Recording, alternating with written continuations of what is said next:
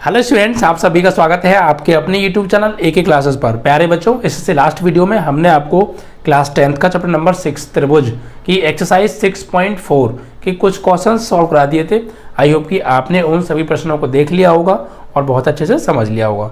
बच्चों, आज हम आगे के क्वेश्चन सॉल्व कराएंगे और आज आपकी एक्सरसाइज भी हम समाप्त कर देंगे। ठीक है, तो चलिए क्वेश्चन को ले लेते हैं जल्दी से जल्दी। तो एक्सरसाइज 6.4 में हमने आपको 4 तक करा दिए थे और आज आपका 5th क्वेश्चन चलने वाला है। ठीक है, चलिए तो देखिए क्वेश्चन में क्या कहा है। एक त्रिभुज ABC की भुजाओं AB, BC और CA के मध्य बिंदु DEF दे रखे हैं। यानी एक त्रिभुज है कोई ABC। तो पहले त्रिभुज बना लेते हैं। ये मान लीजिए ABC कोई त्रिभुज है। ठीक है, इसको A, B और C कह देते हैं। अब इसमें ये कहा है कि AB, BC, CA के मध्य बिंदु DEF है क्रमशः। यानी AB, BC और CA के मध्य बिंदु दे रखे हैं D, E और F क्रमशः। ठीक है, और इसमें ये बोल रहा है कि त्रिभुज DEF और त्रिभुज ABC के क्षेत्रफलों का अनुपात निकालना है। त्रिभुज DEF और त्रिभुज ABC के क्षेत्रफलों का अनुपात, यानी ये अंदर जो त्रिभुज बना है इसका क्षेत्रफल और बाहर जो बना है उसके क्षेत्रफल का अनुपात निकालना है। ठीक है, देखिए क्या करेंगे। सबसे पहले हम क्या करेंगे, हम यहाँ पर एक काम करेंगे। हम पहले इस त्रिभुज को और बड़े वाले त्रिभुज को समरूप करेंगे। अगर ये समरूप हो गया तो बात बन जाएगी। ठीक है, पहले इसको समरूप हमें करना होगा। तो यहाँ लिख लेते हैं जो दिया है हमें। क्वेश्चन नंबर 5 दिया है त्रिभुज ABC की भुजाओं पर मध्य बिंदु DEF। ठीक है,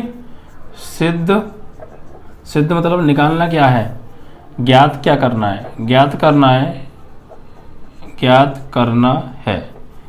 ज्ञात करवाया है, हमसे ज्ञात करवाया है कि त्रिभुज DEF और ABC के क्षेत्रफलों का अनुपात, यानी एरिया त्रिभुज DEF अपॉन एरिया त्रिभुज ABC, इनके क्षेत्रफलों का रेशियो हमसे पूछा है। ठीक है, तो ध्यान से समझिएगा बच्चा पार्टी। ये जो हमें त्रिभुज दे रखा है यहाँ पे 5वें में, ये जो त्रिभुज है ये क्या है, ये मध्य बिंदु है AB का, ये मध्य बिंदु है AC का और ये मध्य बिंदु है किसका, BC का। ठीक है, अब एक चीज यहाँ पे ध्यान से समझिएगा, गौर से समझिएगा ना। ठीक है, क्योंकि आप समझेंगे तभी क्लियर होगा।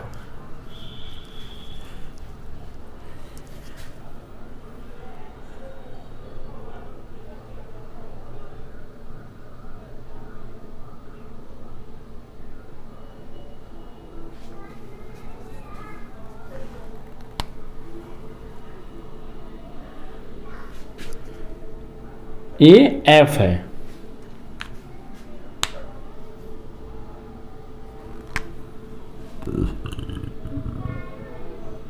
ये F है। ठीक है, अब देखिए एक चीज यहां पे ध्यान से समझिएगा। यहां पर हम क्या कर रहे हैं, हमने एक थ्योरम पढ़ी होगी क्लास 9th में। अगर आपने नहीं पढ़ी है तो मैं बोल के समझाऊंगा, ध्यान से समझिएगा। ठीक है, क्योंकि देखिए हर पिछली क्लास की भी थ्योरम्स हमें पता होना बेहद जरूरी है कि जब, और इस क्लास की भी थ्योरम्स आपको पता होनी चाहिए। ठीक है, और देखिए यहाँ पे क्या है, ये त्रिभुज ABC है, AB का मध्य बिंदु D है और AC का मध्य बिंदु F है। तो जब त्रिभुज की दो भुजाओं के मध्य बिंदुओं को मिलाने वाली जो रेखा होती है वो तीसरी भुजा के समांतर होती है और लंबाई में आधी होती है। ये थ्योरम होती है बच्चा बट। ठीक है, तो यहाँ पे लिखेंगे DF बराबर किसके, BC का हाफ, यानी कि BC का हाफ। ठीक है, और एक चीज और, DF समांतर किसके, BC के। ठीक है, या फिर हम ये भी बोल सकते हैं जब BC के होगी तो DF जो समांतर है वो BE के भी होगी। ठीक है, क्योंकि थ्योरम आपको पता होना चाहिए, जब किसी त्रिभुज की दो भुजाओं के मध्य बिंदुओं को मिलाने वाली रेखा जो होती है वो तीसरी भुजा के समांतर और लंबाई में आधी होती है। तो लंबाई में तो क्या हो गई, उसकी आधी के बराबर, और डी एफ समांतर होगी बी सी के, तो डी एफ समांतर होगी फिर बी ई के भी। ठीक है, तो this is equation number 1 and this is equation number 2। ठीक है, तो हम समीकरण 1 और 2 से क्या कह सकते हैं कि ये जो बी ई एफ डी है ये क्या होगा, एक समांतर चतुर्भुज होगा। क्यों? क्योंकि जब किसी चतुर्भुज की सम्मुख भुजाओं का एक युग्म समांतर और बराबर होता है तो वह चतुर्भुज एक समांतर चतुर्भुज होता है। ये आपने क्लास 9th में थ्योरम पढ़ी होगी, जो है चतुर्भुज चैप्टर के अंदर या त्रिभुज के भी अंदर, चतुर्भुज के अंदर पढ़ी होगी ना क्लास 9th में, त्रिभुज में नहीं चतुर्भुज में आपने पढ़ी होगी। थ्योरम क्या कहती है? थ्योरम ये कहती है कि जब किसी चतुर्भुज की सम्मुख भुजाओं का एक युग्म समांतर हो और वही फिर बराबर भी हो तो वो चतुर्भुज एक समांतर चतुर्भुज होता है। ठीक है, तो यहाँ पे हमने वही किया। समीकरण 1 से देखिए, डी एफ बी सी के आधे के बराबर है, बी सी के आधे के बराबर है। तो हम इसको एक चीज और बोल सकते हैं, और बी सी का आधा कौन होगा? बी ई, क्योंकि ई मध्य बिंदु है, तो डी एफ बराबर होगा बी ई के। This is equation number 1 and 2। क्योंकि ई क्या है? बी सी का मध्य बिंदु, तो बी ई आधा हो गया बी सी का। ठीक है, तो बी सी के आधे की जगह बी ई लगा दिया। तो हमने यहां से क्या प्रूफ कर दिया कि डी एफ समांतर बी ई और डी एफ बराबर बी ई। ठीक है, यहां लिखेंगे समीकरण 1 व 2 से क्या बी ई एफ डी एक समांतर चतुर्भुज है, पैरेललोग्राम है। ठीक है, और समांतर चतुर्भुज की शर्तें गुणा आपने क्लास 9th में पढ़े होंगे।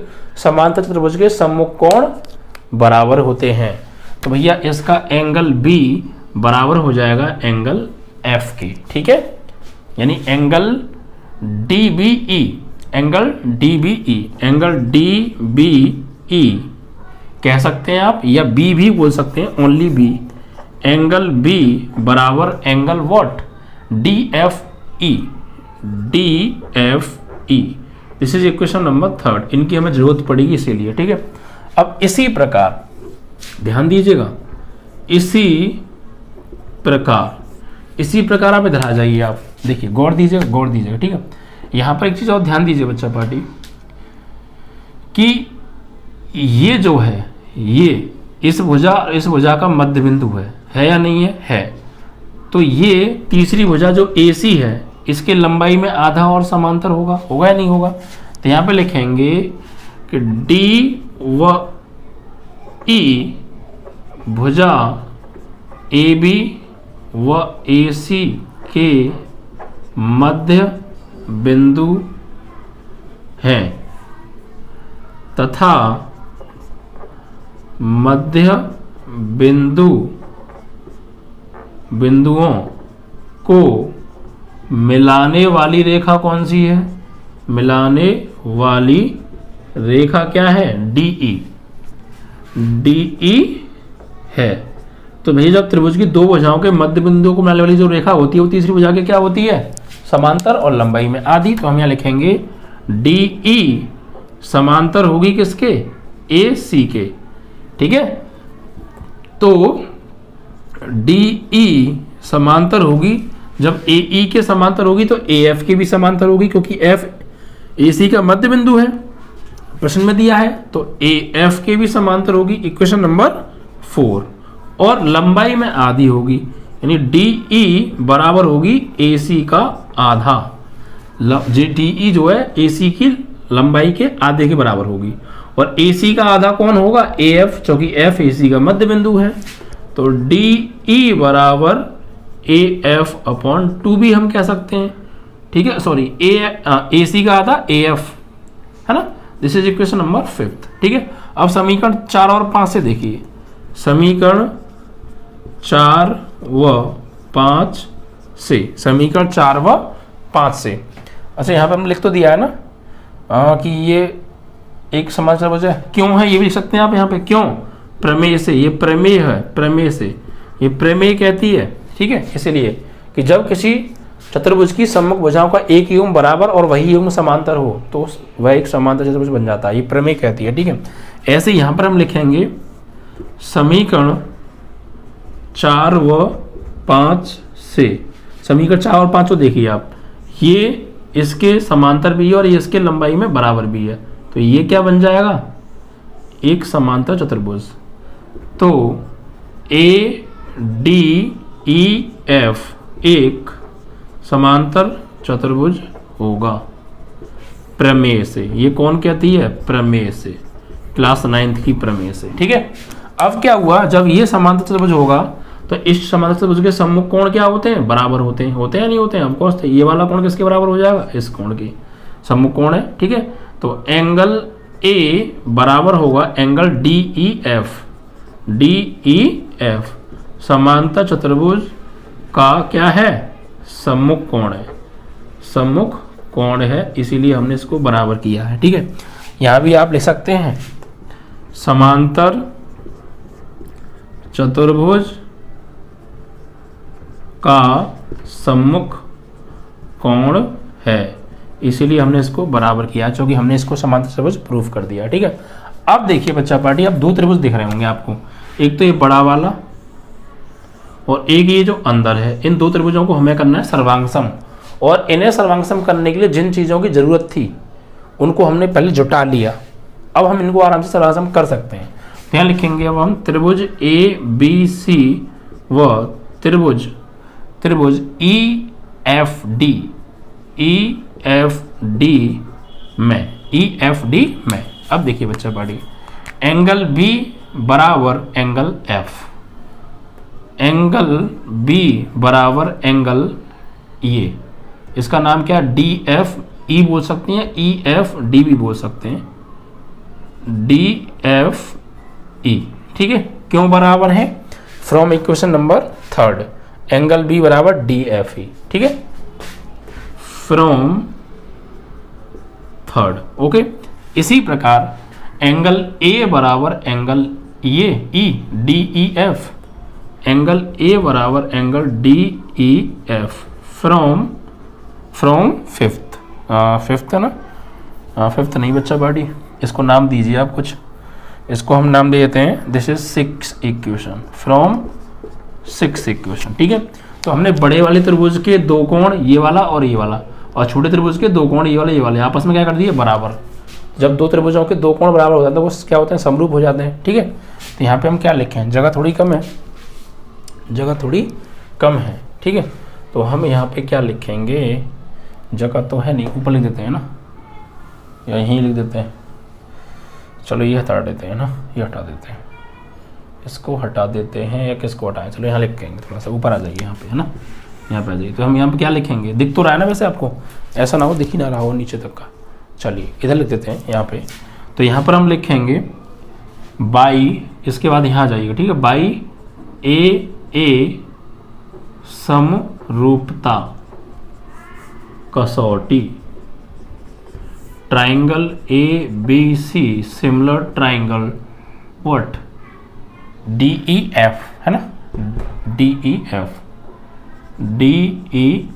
ये समरूप हो गए। और जब दो त्रिभुज समरूप होते हैं तो उनकी संगत भुजाओं का अनुपात क्या होता है, संगत भुजाओं का अनुपात उनके क्षेत्रफल के संगत भुजाओं के वर्ग का अनुपात उनकी क्षेत्रफल के अनुपात के बराबर होता है। ठीक है, तो यहाँ लिखेंगे एरिया त्रिभुज DEF अपॉन एरिया त्रिभुज ABC बराबर, संगत भुजा कौन सी होगी, इसकी संगत भुजा ये और इसकी संगत भुजा ये। ठीक है, यानी कि DF अपॉन BC।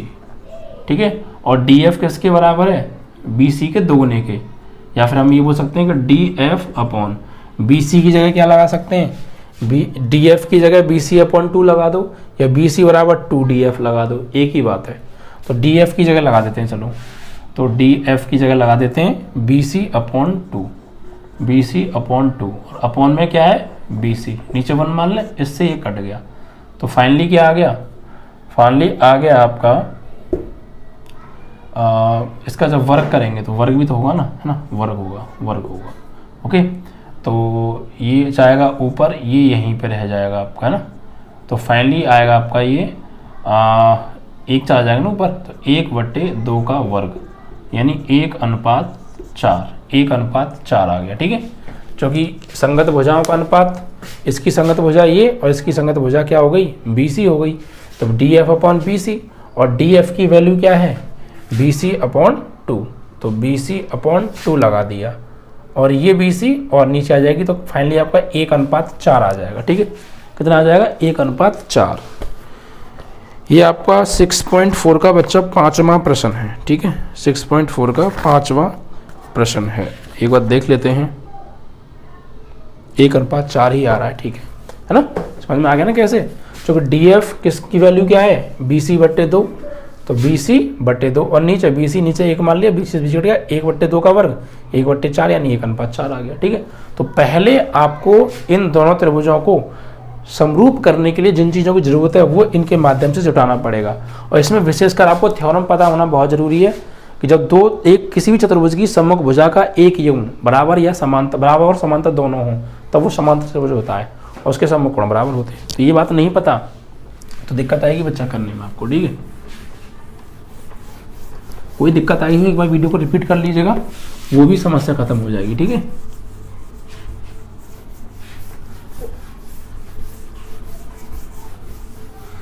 चलिए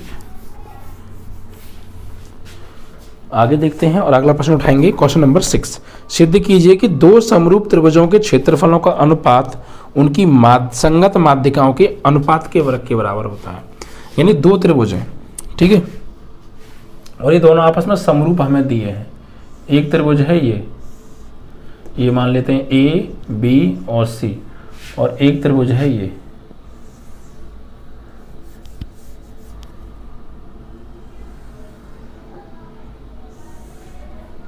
this is D, E, F। ठीक है, हमने मान लिया ये। अब ये बोल रहे हैं कि इनके क्षेत्रफलों का अनुपात इनकी संगत माध्यिकाओं के अनुपात के वर्ग के बराबर होगा। तो हमने मान लिया इसकी माध्यिका ये है AD, ठीक है, ये बराबर इसकी, और इस D तो नहीं, P मान लेते हैं चलो, और इसकी माध्यिका हमने मान ली Q। ठीक है, ये बराबर ये है। ठीक है, अब यहाँ पे हम लिखेंगे क्या, क्वेश्चन नंबर है आपका 6, माना दो समरूप त्रिभुज ABC व DEF है। ठीक है, और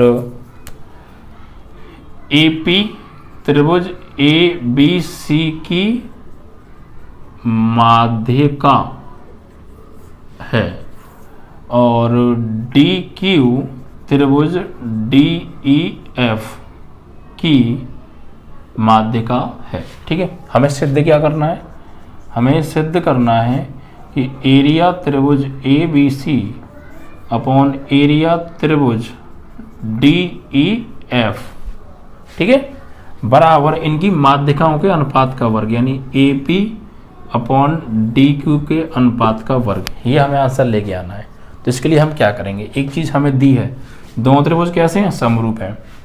तो जब ये दोनों त्रिभुज समरूप होंगे तो इनकी संगत भुजाओं का अनुपात बराबर होगा, संगत कोण भी बराबर होंगे, क्योंकि ये थ्योरम कहती है कि जब दो त्रिभुज समरूप होते हैं तो उनके संगत कोण भी बराबर होते हैं, संगत भुजाओं का अनुपात बराबर होता है। यहाँ लिखेंगे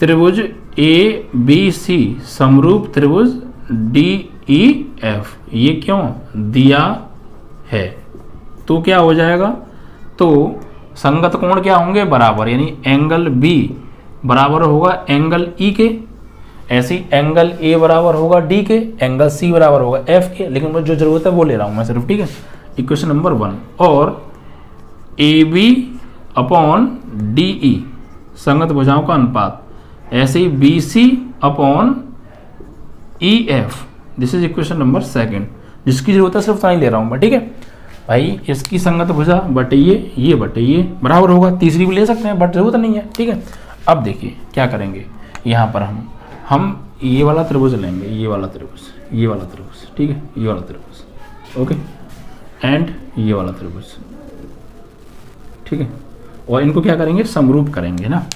ऐसा करो, चलो कोई दिक्कत नहीं है। यहाँ पे देखिए, एक काम करिए आप, इसी चीज़ को हम थोड़ा सा सॉल्व करते हैं ना, इसी चीज़ को थोड़ा सा सॉल्व करते हैं, है ना। तो क्या करेंगे यहाँ पे, AB अपॉन DE बराबर ये BC क्या है, ये टोटल BC है और P क्या है इसका मध्य बिंदु। तो हम कह सकते हैं कि BC की जगह पर 2BP लिख सकते हैं, जो कि BP BC के लंबाई में आधा है ना, आधा है। तो यहाँ पे क्या लिखेंगे 2BP। और ऐसे ही ये जो EQ है ये बराबर, ये जो EQ है ये EF का आधा होगा, क्योंकि ये मध्य बिंदु है या नहीं है मध्य बिंदु, ठीक है।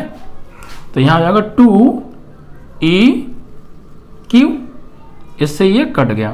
तो फाइनली AB/DE बराबर आ गया BP/EQ। This is equation number 3, ठीक है, इक्वेशन नंबर 3। अब देखिए गौर दीजिएगा भाई, सीधी सी बात है, ये टोटल जितना भी है उसका आधा ये है। तो अगर ये टोटल मान लीजिए 10 है तो ये कितना होगा 2 गुणा 5, इसके बराबर नहीं होगा भाई। ये टोटल 10 है, ये इसका आधा है तो 5 होगा। लेकिन अगर मैं ये कहूँ कि BP BC के बराबर कैसे होगा, BP की जगह पर मैं क्या लगा सकता हूँ, BC 10 है, BC 10 है और मैं BC की जगह पर 2 × 5 लगा सकता हूँ और 5 क्या है BP, तो 2 × BP, तो वही तो क्या 2 × BP, ऐसे ही वहाँ पे किया, कट गया। इक्वेशन नंबर 3 आ गई। अब देखिए त्रिभुज ABP व त्रिभुज DEQ में देखो, ठीक है, इन दोनों में देखो एंगल B बराबर एंगल E, एंगल B बराबर एंगल E है। क्यों बराबर है भाई, फ्रॉम इक्वेशन नंबर फर्स्ट, ठीक है। और AB/DE बराबर BP/EQ। ये क्यों है भाई, यहां से देखो AB/DE बराबर फ्रॉम 3rd इक्वेशन। तो देखिए जब दो त्रिभुजों में कोई एक कोण बराबर हो संगत और उस कोण को अंतर्गत करने वाली भुजाओं का अनुपात बराबर हो तो थ्योरम से क्या होते हैं, वो दोनों त्रिभुज समरूप होते हैं, थ्योरम थी, ठीक है। तो यहाँ लिखेंगे तो त्रिभुज ABP समरूप त्रिभुज DEQ प्रमेय से, क्योंकि भाई इन दो त्रिभुज, ये वाले त्रिभुज हैं, इन दो त्रिभुजों का एक कोण बराबर कर दिया और इस कोण को बनाने वाली भुजाओं का, संगत भुजाओं का अनुपात हमने बराबर कर दिया, ठीक है। तो दोनों त्रिभुज क्या हो गए, समरूप हो गए। अब ये दोनों त्रिभुज समरूप होंगे तो क्या होगा, इनके क्षेत्रफलों का अनुपात इनकी माध्यिकाओं के अनुपात के वर्ग के बराबर होगा, सीधी सी बात है, या फिर इनकी संगत भुजाओं का अनुपात बराबर होगा। तो AB भाई अब ये दोनों त्रिभुज समरूप हो गए ना, तो इनकी भुजाओं का अनुपात बराबर होगा, संगत भुजाओं का अनुपात। तो AB/DE बराबर भाई ये बट्टे ये बराबर ये बट्टे ये भी तो भुजा हो गई है उसकी, AP/DQ। इक्वेशन नंबर डाल दो इसे 4th, है ना। अब देखिए यहाँ पे हमें ये प्रूफ करना था, तो त्रिभुज ABC और DEQ क्या है, समरूप हैं, है या नहीं है, है। तो बस, तो इनके क्षेत्रफलों का अनुपात क्या होगा, एरिया त्रिभुज ABC अपॉन एरिया त्रिभुज DEF। जब ये त्रिभुज दोनों आपस में समरूप हैं तो क्या होगा, इनकी संगत भुजा का अनुपात का वर्ग, यानी AB/DE का वर्ग। और AB/DE की वैल्यू क्या है, फ्रॉम 4th AP/DQ। तो एरिया त्रिभुज ABC अपॉन एरिया त्रिभुज DEF बराबर AB/DE की वैल्यू AP/DQ का वर्ग। और यही हमें प्रूफ करना था, AP/DQ का वर्ग। तो हमने पहले क्या किया, इन त्रिभुजों को समरूप किया, इनको समरूप कर दिया तो इनकी संगत भुजाओं का अनुपात बराबर हो गया। इक्वेशन नंबर 4 डाल दी। फिर बड़े वाले त्रिभुज तो समरूप दिए ही हमें, उनका क्षेत्रफल का अनुपात भुजा के अनुपात के वर्ग के बराबर। तो ये वाली भुजा का अनुपात की वैल्यू हमने निकाल रखी है, यहाँ से लगा दी, आंसर आ गया, ठीक है। तो माध्यिकाओं के अनुपात के वर्ग के बराबर आ गया आपका, ठीक है। ये थ्योरम्स और थोड़ा दिमाग तो आपको क्या लगाना ही है, क्योंकि प्रूफ करना है तो बिना दिमाग के नहीं आएगा, अकॉर्डिंग टू प्रूफ चलना आपको पड़ेगा बच्चा पार्टी।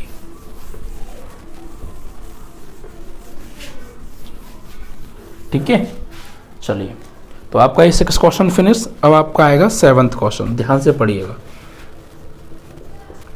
क्या दिया है इसमें, देखिए इसमें कहा है कि सिद्ध कीजिए कि एक वर्ग की भुजा पर बनाए गए एक समबाहु त्रिभुज का क्षेत्रफल उसी वर्ग के एक विकर्ण पर बनाए गए समबाहु त्रिभुज के क्षेत्रफल का आधा होता है। यानी एक वर्ग है, क्या है, एक वर्ग है, ठीक है, और इसकी भुजा पर एक समबाहु त्रिभुज बनाया गया है। तो चलो इसकी भुजा पर एक समबाहु त्रिभुज बना देते हैं। सपोज दैट ये इस तरीके से इधर, ठीक है, और ये समबाहु त्रिभुज है और इस वर्ग की भुजा हम मान लेते हैं, मान लीजिए ए है, तो ये भी ए होगी, ये भी ए होगी, ये भी होगी, और ये त्रिभुज कैसा है, समबाहु है। तो जितनी इस भुजा की लंबाई होगी उतनी इसकी होगी, उतनी इसकी होगी, तो ये भी क्या होगी, ए ए। और एक त्रिभुज बनाया गया है इसके विकर्ण पर, इसका विकर्ण हम मान लेते हैं ये रहा। अब इसके विकर्ण पर भी समबाहु त्रिभुज बनाया गया है, यानी जितने इसके विकर्ण की लंबाई होगी ना उतनी ही बाकी दो भुजाओं की लंबाई होगी, कुछ करके, है ना। तो कुछ ऐसे करके हम बना देते हैं, ये इस त्रिभुज की भुजाओं की लंबाई इसके विकर्ण की लंबाई के बराबर होगी, ठीक है। इसको हम नाम देते हैं जैसे A B C D E और एफ, ठीक है। ये अच्छा, इसकी हमने भुजा मानी है ए, तो विकर्ण क्या होगा, वर्ग का विकर्ण क्या होता है, भुजा √2 यानी √2a। तो ये भी √2a और ये भी √2a ही होगी, क्लियर है ना। अब देखिए हमें प्रूफ ये करना है, क्या करना है, वर्ग के विकर्ण पर बनाए गए समबाहु त्रिभुज का क्षेत्रफल का आधा होता है। यानी समबाहु त्रिभुज का क्षेत्रफल, यानी भुजा पे बनाया गया समबाहु त्रिभुज का क्षेत्रफल, यहाँ लिख लेते हैं, माना ए इकाई भुजा का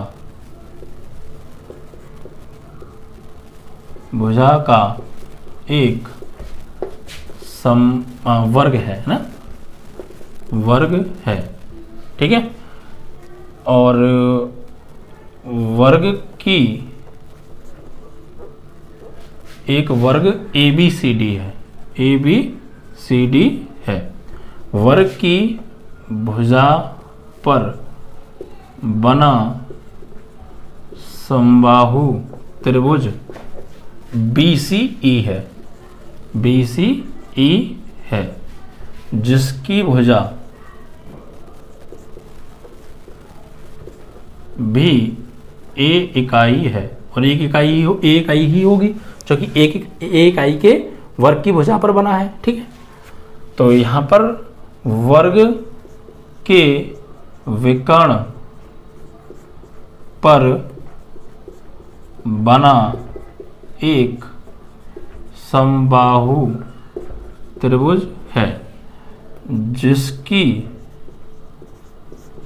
भुजा √2a इकाई होगी। सीधी सी बात है, कैसे होगी आप समझ गए, क्योंकि अगर a इकाई भुजा का वर्ग है तो उसका विकर्ण भुजा √2 होगा, ठीक है, और उतनी ही लंबाई का है, उस पर उतनी ही लंबाई भुजा का एक समबाहु त्रिभुज बना है विकर्ण पर, ठीक है। अब हमें सिद्ध क्या करना है, हमें ये सिद्ध करना है व्हाट, कि किसी भुजा पर बनाए गए समबाहु त्रिभुज का क्षेत्रफल वर्ग की भुजा पर बना समबाहु त्रिभुज का क्षेत्रफल वर्ग के विकर्ण पर बनाए गए समबाहु त्रिभुज के क्षेत्रफल का आधा होता है।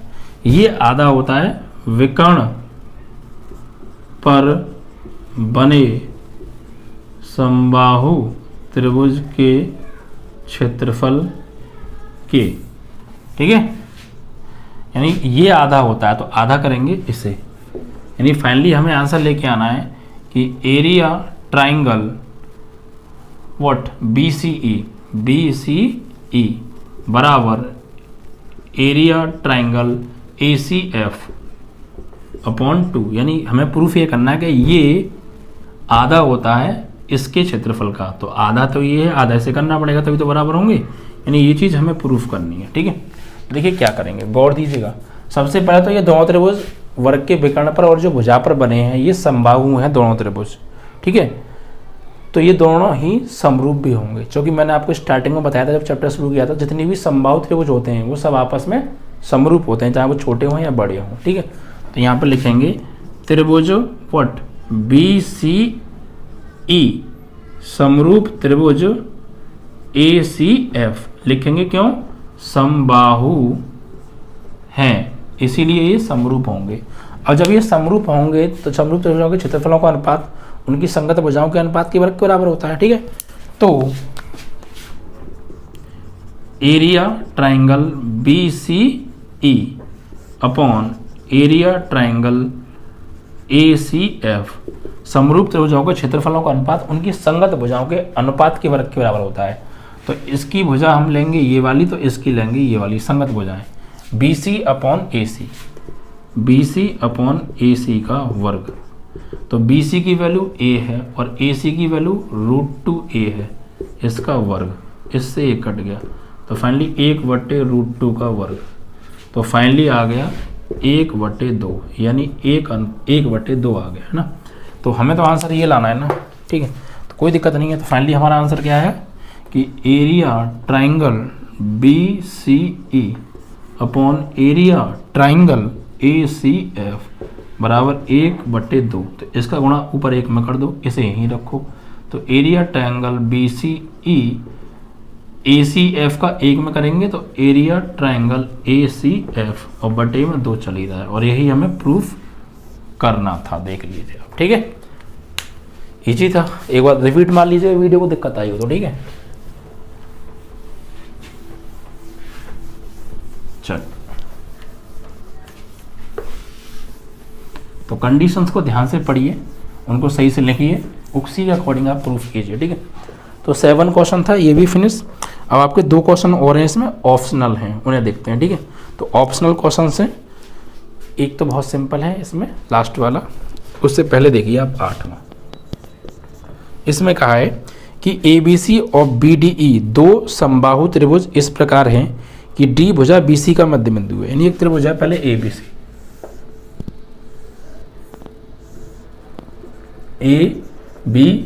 ठीक है, ये एक समबाहु त्रिभुज है, ठीक है।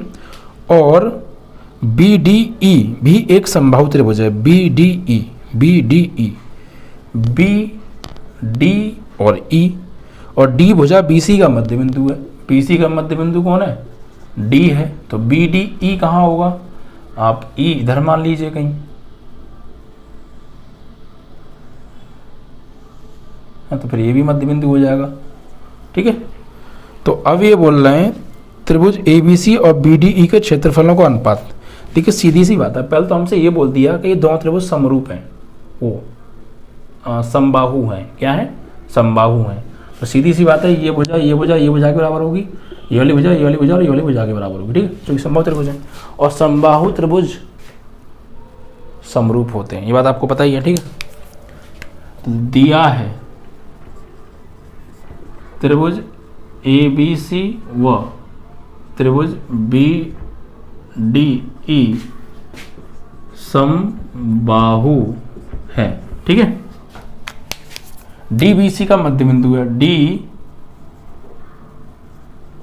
भुजा BC का मध्य बिंदु है। यानी हम ये बोल सकते हैं कि BD बराबर BC अपॉन 2, ये हम कह सकते हैं, ठीक है ना, क्लियर।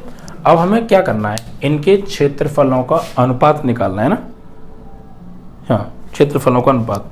देखिए area triangle ABC upon area triangle what BDE बराबर, ये दोनों त्रिभुज समरूप हैं तो इनके क्षेत्रफलों का अनुपात संगत भुजाओं के अनुपात के वर्ग के बराबर होगा। होगा या नहीं होगा? तो बिल्कुल होगा, ठीक है। तो यहाँ पे एक चीज़ और हम लिख देंगे, हम यहाँ पे व्हाट त्रिभुज ABC समरूप त्रिभुज BDE लिख देंगे, क्यों? समबाहु है इसीलिए, ठीक है। तो इनके क्षेत्रफलों का अनुपात इनकी संगत भुजाओं के अनुपात के वर्ग के बराबर होगा। तो बड़े वाले की भुजा BC और छोटे वाली की भुजा BD संगत भुजा है, और इसका वर्ग। तो BC अपॉन BD की वैल्यू क्या है? BC/2, तो BC/2 का वर्ग, इससे ये कट गया, ये आ जाएगा ऊपर। तो फाइनली एरिया त्रिभुज ABC अपॉन एरिया त्रिभुज BDE बराबर 2 ऊपर चला जाएगा और नीचे 1 का वर्ग, तो फाइनली 4/1। और अनुपात पूछा है तो इसे हम 4:1 भी बोल सकते हैं, 4:1।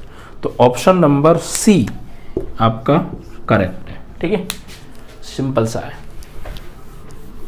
बस जो कंडीशंस दे रखी हैं उनका विशेष आपको ध्यान रखना है, ऐसा नहीं कि आपको जो कंडीशन दी है उसी को भूल गए आप, तो कैसे चलेगा। और नमा तो भाई क्रीम है, वेरी सिंपल। क्या दिया है, 2 समरूप त्रिभुजों की भुजाओं में अनुपात दिया है। समरूप त्रिभुजों की भुजाओं में अनुपात हमें दिया है, कितना दे रखा है भाई, 4:9। ठीक है, और इनके क्षेत्रफलों में अनुपात पूछा है, क्षेत्रफलों में अनुपात निकालो। ठीक है, तो सिंपल सी बात है भाई, 2 समरूप त्रिभुजों के क्षेत्रफलों का अनुपात उनकी संगत भुजाओं के अनुपात के बराबर होता है। ठीक है, यहाँ लिख देंगे 2 समरूप त्रिभुजों के क्षेत्रफलों का अनुपात बराबर संगत भुजाओं के अनुपात का वर्ग, यानी 4/9 का वर्ग, तो हो जाएगा 16:9=81। ठीक है, आंसर। या कोई 2 त्रिभुज मान लीजिए, उनके नाम लिख के दिखा दीजिए। ठीक है, तो हमें आंसर चाहिए 16:9 आ गया आपका आंसर। ठीक है, और आपका ऑप्शन है डी ऑप्शन इज करेक्ट। तो इसी के साथ बच्चा आपकी एक्सरसाइज फिनिश हो गई। ठीक है, अब अगली वीडियो में अगली एक्सरसाइज की थ्योरम्स के साथ और उनके क्वेश्चन के साथ मिलेंगे। वीडियो को ज़्यादा शेयर कीजिएगा और लाइक कीजिएगा। ओके बच्चों।